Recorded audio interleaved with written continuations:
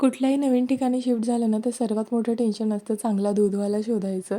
मी अगोदर जिथे राहत होते ना, तिथे एवढं चांगलं दूध मला भेटत होतं ना, ₹70 लिटरनी मी म्हशीचं दूध घेत होते आणि ही पहा फक्त 22 दिवसांची साय आहे दुधावरची. केवढी मस्त निघालेली आहे आणि तूप पण एकदम छान निघायचं या दुधाचं. आता जिथे मी शिफ्ट झाले ना, तिथे गवळ्याचं दूध तर काही भेटत नाही.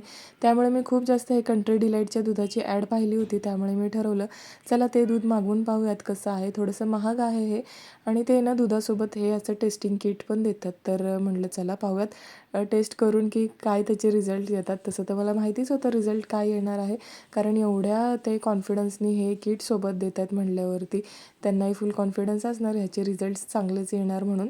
तर इथे मी ते दूध फोडून घेतलं अगोदर आणि त्याचे काही ड्रॉप्स जे आहेत ना, ते त्यांनी शीट दिले त्याच्यावर टाकायचे असतात. त्याच्यावरून आपल्याला समजतं त्याच्यामध्ये हायड्रोजन, सल्फर, युरिया वगैरे असं काही मिक्स आहे की नाही. तर 4 वेगवेगळे ते कॉलम आहेत. त्याच्यामध्ये मी त्या दुधाचे जे ड्रॉप्स आहेत ना ते टाकले. साईड बाय साईड दूध तापवून घेतलं. ह्याच्यामध्ये कुठल्याही प्रकारे भेसळ नाही हे तर दिसतंय. त्यानंतर ना मम्मी आली होती थोडीफार मदत करायला. काही कामं राहिलेली आहेत घरातली त्यासाठी आणि दूध मी ना 7 ते 8 तासांसाठी फ्रीजमध्ये ठेवलं होतं पहा. मला ही मलई एवढी काय खास वाटली नाही. जेवढी ते ॲड करतात ना तेवढी तर अजिबात मला वाटली नाही ही आणि लिटर मागे ₹18 एक्स्ट्रा देणं मला तर काही पटत नाही.